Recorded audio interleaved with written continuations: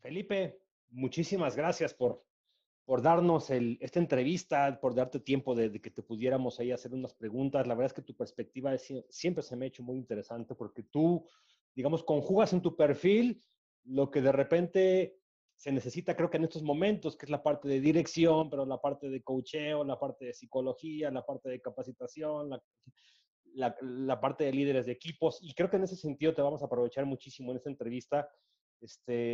Ya platicando contigo me has dicho algunas cosas muy interesantes que has estado haciendo en tu empresa y creo que eso es lo valioso que queremos preguntarte el día de hoy. Entonces, Felipe, primero, permíteme presentarte, que tú te presentes, perdón, y adelante, diles quién eres, a qué te dedicas, qué haces. Eh, José Luis, muchísimas gracias por la invitación. Bueno, un saludo a ti y a tu red y a tu audiencia. Como siempre, es un placer estar contigo. Mi nombre es Felipe Sedano, soy gerente de sucursal Cuernavaca de NICA Financial Services. Manejamos fondos de inversión a través de distintos productos o instrumentos financieros que van desde el ahorro y la micro y la macroinversión. Y bueno, yo soy licenciado en psicología, tanto con otros estudios independientes, coach consultor, grafólogo, que fue donde tuve el gusto de conocerte, José Luis, ahí en certificación de coaching empresarial. Entonces, bueno, para nosotros ha sido un reto bastante interesante y sobre todo autoevaluativo. Fenomenal, Felipe, pues sí, la verdad es que amigos de varios años. A ver, platícame, hablando del tema que nos preocupa en estas entrevistas, ¿qué reto estás viviendo tú actualmente a nivel personal, a nivel organizacional, a nivel profesional con esto del coronavirus y las contingencias y el cambio que se nos vive? Pues prácticamente desde mi perspectiva ha sido un reto, pues obviamente con varios frentes, ¿no? Está toda la parte de logística y la gestoría de la empresa, pero también está toda esta situación donde pues tienes que cambiar las aptitudes y las habilidades que estás transmitiendo en desarrollo organizacional porque cambió el juego, cambió el tablero. En este caso, pues no solo son los procesos que tienes que cumplir, las funciones que tienes que cumplir para llegar a los objetivos, sino que ahora tienes diferente parte ambiente, ¿no? Diferente factor ambiente que te está estimulando con una manera totalmente diferente para reaccionar con el cerebro. Entonces, pues estos trabajadores están viviendo involucrados con este reto, donde tal vez no tenían consciente algunas funcionalidades que van de acuerdo a algo que va, pues, no tan perceptible, ¿no? En primer plano. Eh, por ahí, en algunas pláticas que tuvimos, mencionaba sobre que has tenido que revolucionar, innovar, cambiar cosas muy puntuales, incluso de tu manera como te relacionas con ellos en temas de capacitación, en temas de los planes, los programas que tenías tú para tu gente. Cuéntanos, ¿cómo has cambiado las cosas? ¿Cómo estás enfrentando estos cambios desde tu perspectiva del equipo y tu gente? Claro, pues fíjate que en cuanto a los programas de capacitación, pues bien podremos concordar en ese punto. Hemos seguido bajo la misma línea, ¿no? Con estos conocimientos antropológicos, ciencias sociales, psicología aplicada, neurología, muchas cuestiones que le dan principios a la gente de entender cómo funcionan estos estímulos externos, estos estímulos internos, para, bueno, llegar a una buena función, un buen equilibrio, ¿no? Lo que nosotros llamamos homeostasis, ¿no? Que es como el equilibrio entre lo interno y lo externo. Entonces, dentro de eso, pues hemos tenido que poner varios hábitos. Yo, en lo personal, que daba esos contenidos en capacitación, independientemente teníamos otros consultores, otras personas que venían a darnos modelos certificados a nivel mundial de ventas, ¿no? Técnicas ya muy especializadas y con nombre. Sin embargo, bueno, yo con todos estos conocimientos que había estado tratando de transmitir, adecuados a la interacción de venta, al trabajo de campo, a las reuniones o citas directamente con el cliente, presenciales, pues ahora he tenido que modular o cambiar o modificar todos estos contenidos o temarios. ¿Por qué? Porque ahora ya no enseño tanto a esta parte externa, ¿no? Social, sino a ver, vámonos un poquito más atrás, vámonos un poquito tal vez más arcaico, más origen, más tribal. Entonces, esta parte pues es brindar como ciertos principios funcionales, prácticos. Sabemos que mucho de esto de los hábitos es pues, teorías cognitivas conductuales, ¿no? Algo que si estás haciendo de manera mecánica o programándote para, pronto se va a automatizar en el cerebro y vas a poderlo funcionar de manera mucho más eficiente. Entonces, bueno, teniendo principios básicos como autores clásicos, Stephen Covey, zona de confort, 7 hábitos, gente altamente efectiva, proactividad. Claro, claro. Todos estos principios son importantísimos, ¿no? La parte de la proactividad sobre todo, ¿no? Cómo manejamos esta reactividad que va a estar en casa ahora, ¿no? Que si se cae un jarrón, que si el hijo sale, que si hay un problema. Que para empezar necesitaríamos estar con ese chip, ¿no? Para poder darle siempre la vuelta porque del punto A al punto B difícilmente va a haber una línea recta y bueno, eso lo tenemos que entender más que en la oficina, pues ahora en casa, ¿no? Con estos problemas o estas cotidianidades de casa que no estamos acostumbrados a llevar a un sistema laboral. ¿Se vuelve relevante la capacitación en esos entornos, Felipe? Yo creo que se vuelve imperativa, mi estimado José Luis, imperativa. El hecho de la visión que yo tenía de desarrollo organizacional para el personal me ha ido permitiendo también autoevaluarme a mí de estilo, digamos, como perfil docente, de que termine el año y vuelves a empezar el ciclo, pero como que no renuevas el programa porque sigue cumpliendo los mismos requisitos y no tienes necesidad de expandir el contenido ni de renovarlo. Sin embargo, cuando te cierran varias puertas y tienes que modificar ese juego de crisis que platicábamos el otro día, ahí Sí. es precisamente donde dices, ah, canijo, ¿no? Tengo que volver a estos principios y tengo que aplicarlos de manera muy práctica. A ver, si yo te dijera, cuéntame algunos ejercicios, algunas prácticas, algunas dinámicas que tú estás aplicando con tu equipo a nivel capacitación y que les ha funcionado y que ellos han agradecido que les estés transmitiendo en estos momentos, ¿cuáles serían? Prácticamente, y antes de empezar con los conceptos en específico, me gustaría decir que, bueno, nadie puede ver más allá de una decisión que no comprende. Entonces, este concepto es interesante porque le puedes explicar muchas cosas a la persona que para uno son lógicas, porque ya las vivió, ya las traspoló a muchos ejemplos en la vida o en la experiencia. Sin embargo, pues, se lo comentas a esa persona, la lógica le va a decir, sí lo entiendo, pero no le puedo dar un sentido actual, no le puedo dar un contexto a mi modus vivendi o mi modus operandi en el trabajo, en la profesión, en la familia. Entonces, partiendo de ese punto, creo que ahorita la crisis, el factor crisis, ha ayudado a que yo pueda meter algunos conceptos interesantes y por fin todo se unifique en un verdadero sentido del trabajo, un verdadero sentido de la acción. Eso me ha tenido bastante satisfecho porque, bueno, dentro de los conceptos que he estado implementando, muchos son conductuales. Tarde o temprano aprendes que la vida es un conductismo y si no lo tienes, el cerebro va reemplazando cosas por cosas que tal vez no quieres, ¿no? Ahí o que no le da el valor de reemplazamiento adecuado. Entonces, cosas tan funcionales como la ley de los 2 minutos, de qué actividad podrías hacer en los 2 minutos, cuál objetivo podrías cumplir en los Ese 2 minutos. ejercicio se me hizo fascinante, no lo conocía. Explícales qué es eso porque se me hace muy, muy innovador.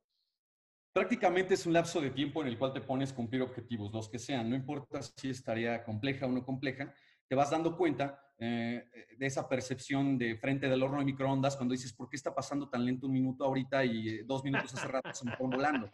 Entonces, esa parte de la mente es un poco meterle control para Ok. decir, ok, tengo esta actividad, voy a romper esta reactividad, voy a ser proactivo, voy a meter la máquina, voy a vencer aquí al cerebro, ¿no? A esta zona de confort que más, créeme, José Luis, es el esfuerzo que tardamos en vencer esa membrana, que realmente el esfuerzo físico que conlleva la actividad, ¿no? O mental. O sea, la Entonces, bueno, resistencia la tenemos acá arriba, por así decirlo. la dificultad la tenemos aquí. Realmente la tarea es algo mecánico, el cuerpo, la mente está hecho para eso, para la solución de problemas, para cumplir tareas. Entonces, pues ponerte ese lapso de 2 minutos en el inicio no es un esquema donde te prometa yo que vas a cumplir esta actividad en 2 minutos, pero te aseguro que en ese ritmo vas a ir, bueno, vas a empezar por esa secuencia de 2 minutos a construir la función de esa tarea y lo que te hace falta. Y vas a arrancar como este proceso mecánico del cerebro de decir, ya estoy arriba de la caminadora del gimnasio, ya pasaron mis 10 minutos, ahora sí, no hay problema, me echo la hora, ¿no? Ahora sí tengo las ganas, ya no estoy pensando en irme a otro lado, ya mi máquina del cerebro está pensando en cuanto a esta tarea en específico. Engañas un poquito ahí al cerebro para cumplir los objetivos más rápido. Entonces, ese Y tipo de... eso se vuelve relevante ahorita porque, digamos, estamos trabajando desde casa. Antes teníamos ahí, digamos, a nuestro gerente, a nuestro jefe, a nuestro director que nos podía decir, pues a trabajar, a hacer esto, enfócate. Pero cuando depende de ti esa productividad, se vuelve relevante tener esos hábitos instaurados, practicados, ejercitados.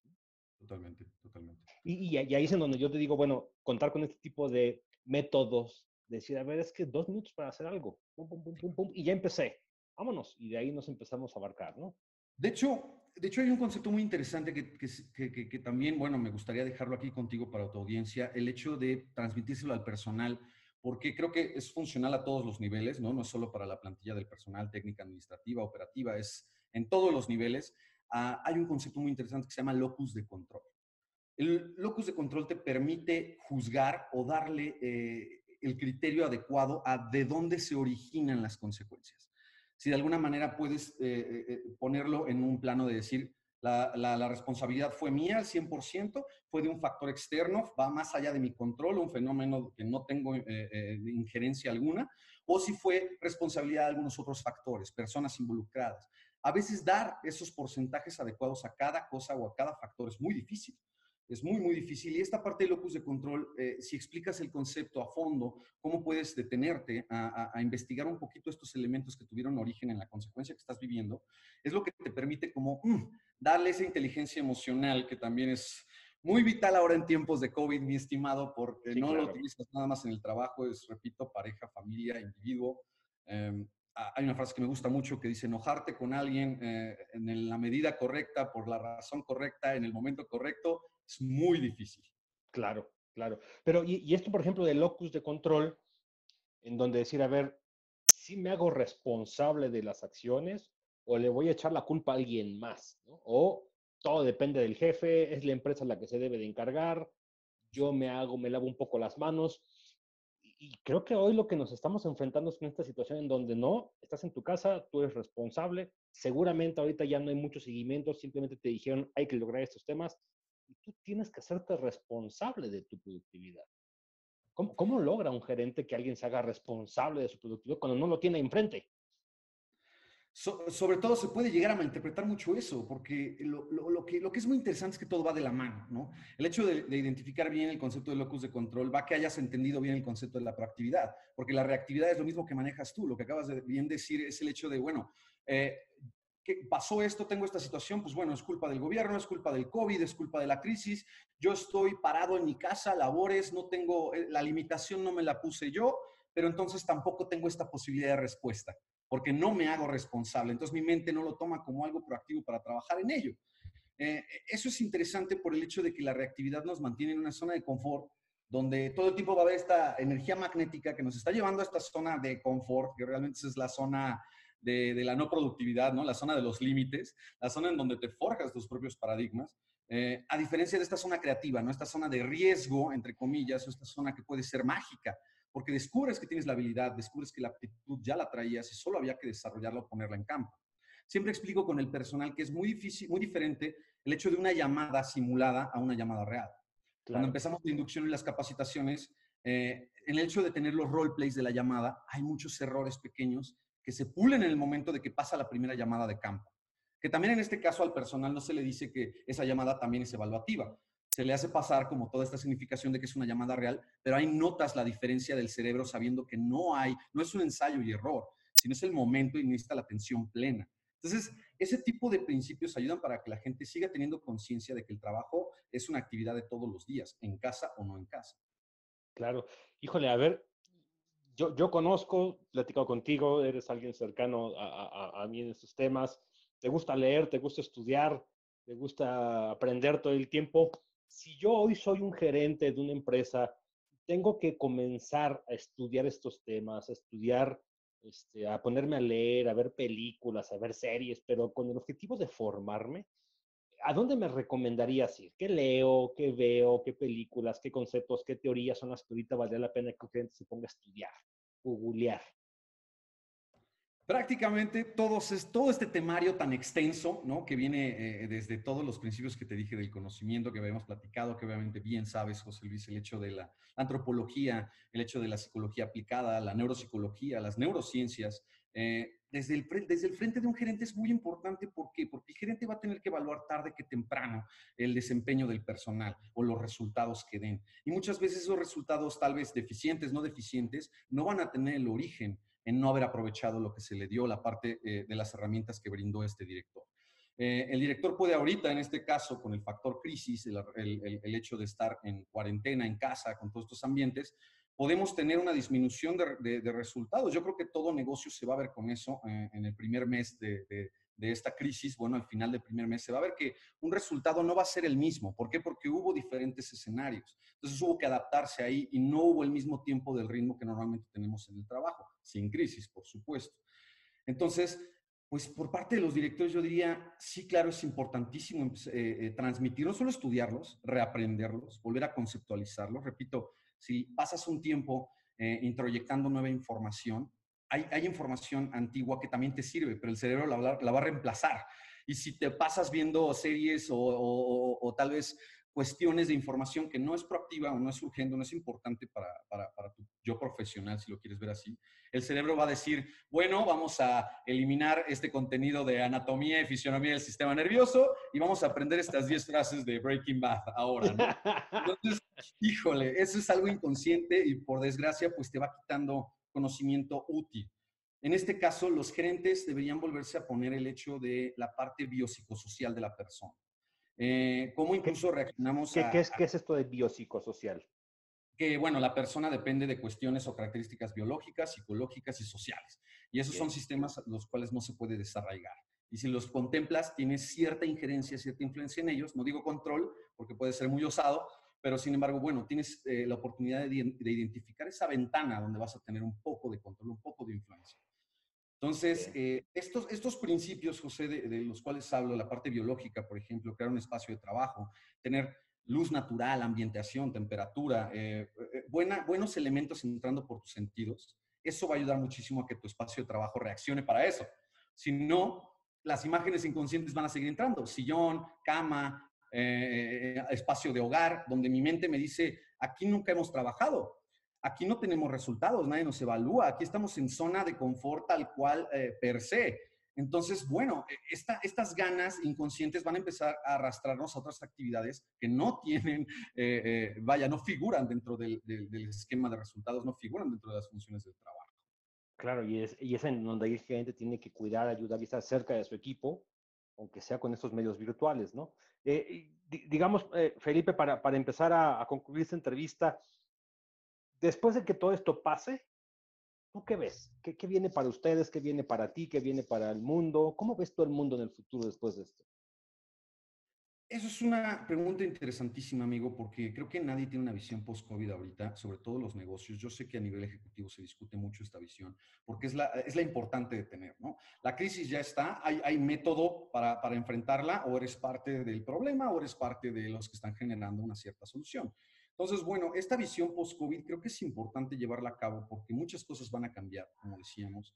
Creo que todo el concepto del hogar se va a reestructurar, incluso aunque ya no haya pandemia, ya no haya peligro. Creo que algunas cosas las vamos a centralizar y eso no es negativo, eso creo que tiene muchos puntos positivos. ¿Tú crees que el Vamos, home office es una cosa que se va a quedar como tendencia? no, creo que dinámicas Mm. personales, dinámicas para el individuo, para la pareja, para la familia, para poder esquematizar o categorizar mejor las actividades en casa, porque la actividad en casa es bajo nuestra propia voluntad y organización, que a veces no tiene un esquema y a veces sin un listado, sin algo aterrizado, sin hacer un cronograma, vaya, de lo que se tiene o no que hacer en casa. Eso puede hacer que tanto muchas cosas se vayan desarrollando en áreas tan íntimas como en el hogar. Entonces yo siento que se van a quedar ese tipo de concepción o ese tipo como de valor al espacio de la casa, va a traer muchas nuevas dinámicas para cada quien. Híjole, no, pues la verdad es que se va a reconfigurar la familia, se va a reconfigurar el trabajo, se va a reconfigurar la relación de pareja tal vez con los hijos. Ahora sí que toda esa parte de la persona y los negocios, mi estimado. Los negocios en cuanto a toda la parte de qué tan lejos estás de hacerle llegar tu producto y tu servicio a domicilio a alguien. ¿Cómo es la posibilidad de que alguien en casa, a través de solo una computadora o medios cotidianos o herramientas digitales básicas, pueda contratar tu servicio y tu producto? ¿Qué tan fácil es ese puente? Es lo que ahorita creo que va a definir muchas nuevas visiones de las empresas. Eso es interesantísimo.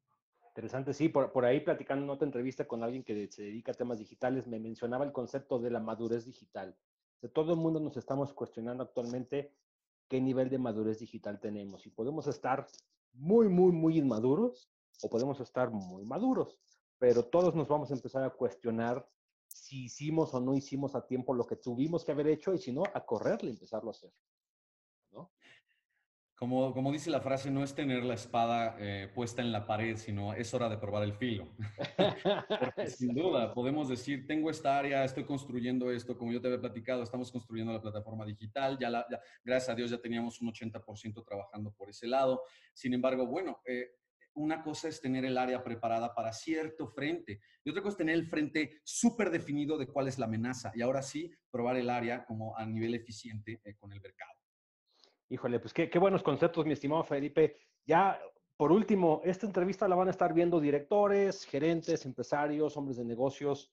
¿Qué mensaje les das tú ya final?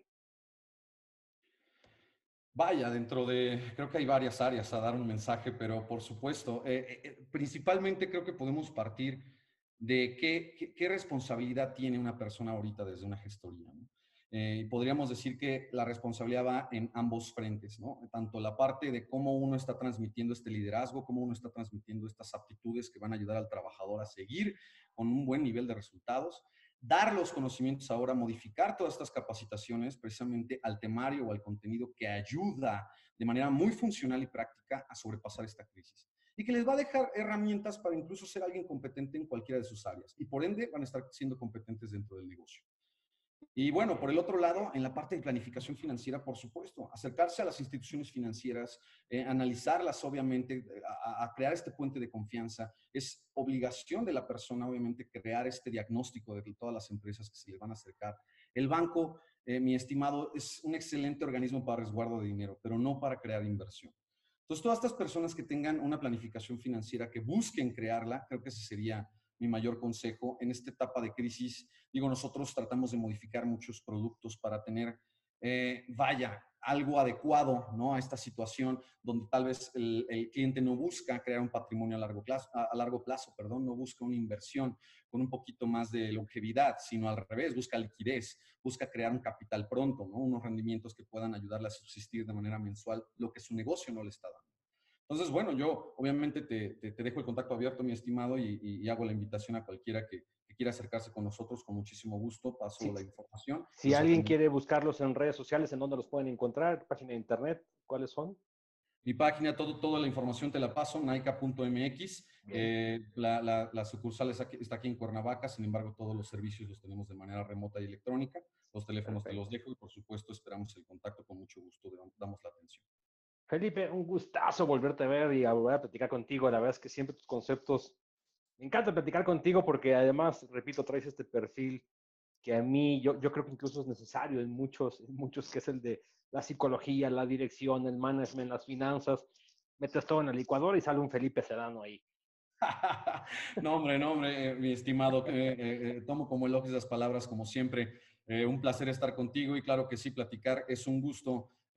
Platicar contigo es un gusto, perdón, por el hecho de todas las similitudes que tenemos y bueno, esta visión que creo que ha sido un labor que los dos tenemos, el tratar de contagiarla a la mayor cantidad de personas posibles, porque siempre hay un uso y creo que te da la posibilidad de ser alguien competente desde el área que lo abordes. Entonces, como Seguro que siempre, es sí. un placer estar contigo, mi estimado, y te saludo con gusto. Muchísimas gracias, Felipe.